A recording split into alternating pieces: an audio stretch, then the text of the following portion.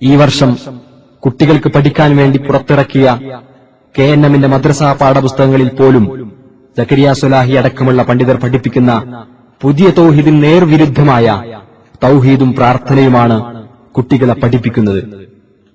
4ാം ക്ലാസ്സിലെ ഇസ്ലാമിക വിശ്വാസങ്ങൾ എന്ന പാഠപുസ്തകത്തിലെ പ്രാർത്ഥന എന്ന പാഠത്തിൽ പ്രാർത്ഥനയുടെ നിർവചനം കൊടുത്തത് ഇങ്ങനെയാണ്: മനുഷ്യ കഴിവിനപ്പുറമുള്ള കാര്യങ്ങളിൽ കൂടി രക്ഷയും ശിക്ഷയും ഗുണവും ദോഷവും ചെയ്യാൻ കഴിയുമെന്ന വിശ്വാസത്തോടു കൂടിയുള്ള അപേക്ഷക്കാണ് പ്രാർത്ഥന എന്ന് പറയുന്നത്. 3ാം ക്ലാസ്സിലേക്ക് തയ്യാറാക്കിയ സ്വഭാവ പാഠങ്ങൾ എന്ന പുസ്തകത്തിലെ പ്രാർത്ഥന എന്ന പാഠത്തിലും ഈ തൗഹീദ് തന്നെ പഠിപ്പിക്കുന്നത് കാണുക. അഷ്റഫ്, ഉപ്പ, അള്ളാഹുവിനോട് മാത്രമേ പ്രാർത്ഥിക്കാൻ പാടുള്ളൂ എന്ന് മൗലവി ഇന്നലെ പറഞ്ഞുവല്ലോ. അപ്പോൾ പ്രാർത്ഥന എന്നാൽ എന്താണ്? പിതാവ് മനുഷ്യരുടെ കഴിവിൽപ്പെടാത്ത കാര്യങ്ങൾ സഫലീകരിച്ചു തരാനായി മറ്റൊരു ശക്തിയോട് വിനയത്തോടും അതീവ താഴ്മയോടും കൂടി ചോദിക്കുന്നതിനാണ് പ്രാർത്ഥന, ദുആ എന്ന് പറയുന്നത്. കുട്ടികൾ പഠിക്കുന്ന തൗഹീദ് അനുസരിച്ച് സക്കരിയ സ്വലാഹിയും ശംസുദ്ദീൻ പാലത്തും അബ്ദുറഹ്മാൻ സലഫിയും ഹാരിസ് ബിൻ സലീമും മുജാഹിദ് ബാലുശ്ശേരിയും മുനീർ മദനിയുമടക്കമുള്ള പുതിയ തൗഹീദ്വാദികളെല്ലാം ഇസ്ലാമിൽ നിന്ന് പുറത്തുപോകുന്നു. ആദർശ പ്രബോധന രംഗത്ത് വിപ്ലവങ്ങൾ സൃഷ്ടിച്ച് സുന്നി പണ്ഡിതർ നടത്തിയ മുഖാമുഖങ്ങളിൽ വഹാബി മൗലവിമാർ തോറ്റടിഞ്ഞത് അവർ മടവൂർ വിഭാഗത്തെ പുറത്താക്കാനുള്ള ജോലിയിൽ മുഴുകിയതുകൊണ്ടാണെന്നും ഇനി മൗലവി വിഭാഗത്തിൽ നിന്ന് തന്നെ തങ്ങളുടെ പുതിയ തൗഹീദ് അംഗീകരിക്കാത്തവർ പുറത്തുപോകേണ്ടവരാണെന്നും അവരെ പുറത്താക്കാനുള്ള പണിയിലാണ് ഞങ്ങളുള്ളതെന്നും സക്കരിയ സ്വലാഹി തുറന്നടിക്കുന്നു. അദ്ദേഹത്തിന്റെ പ്രസംഗം ശ്രദ്ധിക്കുക. ഞങ്ങൾ ഈ മടവൂരികളെ കെട്ടിത്തിരിഞ്ഞ കുറച്ചു കാലം ഒരു മുഖാമുഖം നടത്തി ആളില്ലാത്ത പോസ്റ്റിൽ ഗോളടിച്ച് നടന്നിരുന്നു. ഞങ്ങളെ ആഭ്യന്തര ശുദ്ധീകരണത്തിലായിരുന്നു. അതൊക്കെ കഴിഞ്ഞിപ്പോ പോണ്ടോലൊക്കെ പുറത്തുപോയി. ഇനിയും കുറച്ചിരുന്ന് പോകാണ്ടിരുന്നാ തോന്നുന്നു. ഓരും കൂടി പോയാ ഇത് ക്ലീൻ ആവും. മനസ്സിലായില്ലേ? ഞങ്ങൾ ആ പണിയിലാ. മൗലവി വിഭാഗം ജമിയത്തുൽ ഉലമയുടെ സംസ്ഥാന പ്രസിഡന്റ് PK അബ്ദുറസാഖ് മദനി പറയുന്നത് സൃഷ്ടികളുടെ കഴിവിനപ്പുറത്തുള്ള കാര്യങ്ങൾ ചോദിച്ചാലേ പ്രാർത്ഥനയാകൂ എന്ന പുതിയ വാദം ശരിയല്ല എന്നാണ്. മാത്രമല്ല, വിജനപ്രദേശത്ത് ജിന്നുകളോടും മലക്കുകളോടും വിളിച്ചു തേടിയാൽ ശിർക്കല്ല എന്ന ഇസ്ലാഹ് മാസികയുടെ പരാമർശവും തെറ്റാണെന്ന് മദനി പ്രഖ്യാപിക്കുന്നു.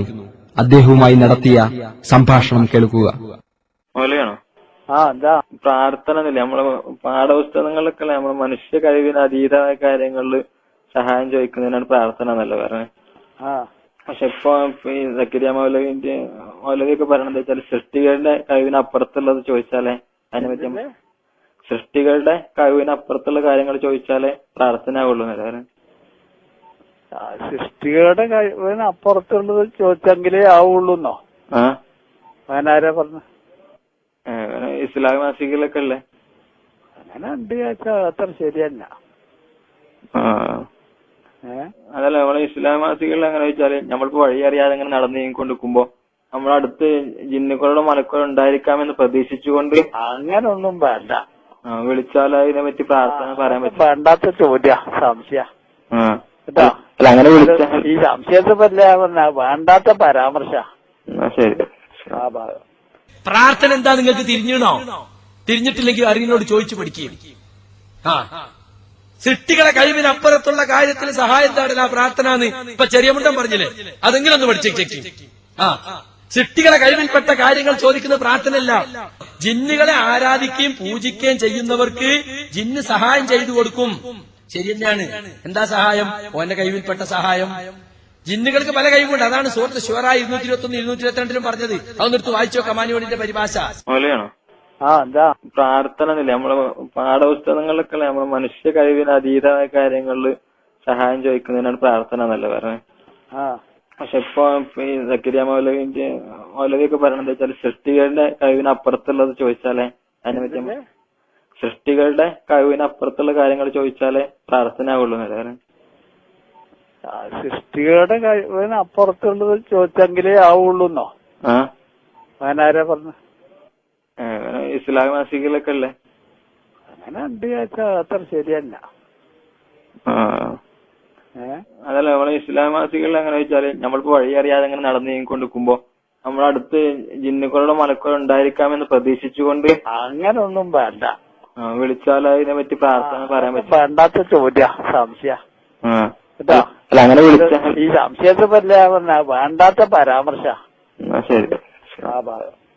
സിഹിർ ഫലിക്കുമെന്നും നബി സല്ലല്ലാഹു അലൈഹി വസല്ലമക്ക് വരെ സിഹിർ ഏറ്റിട്ടുണ്ട് എന്നുമാണ് സക്കരിയ, ശംസുദ്ദീൻ, അബ്ദുറഹ്മാൻ സലഫി തുടങ്ങിയവർ ഇപ്പോൾ പറയുന്നത്.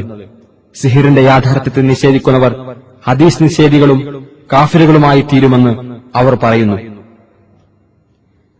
എന്നാൽ മൗലവി വിഭാഗത്തിലെ തന്നെ നേതാക്കളായ അബ്ദുറഹ്മാൻ ഇരുവേറ്റി, കെ വി അബ്ദുൽ ലത്തീഫ് മൗലവി, മൂസ വാണിമേൽ, ജമീല ടീച്ചർ എന്നിവർ പറയുന്നത് സിഹിർ ഫലിക്കുമെന്ന വിശ്വാസം മുജാഹിദ് പ്രസ്ഥാനം പുലർത്തിപ്പോന്ന തൗഹീദിനെതിരാണ് എന്നാണ്.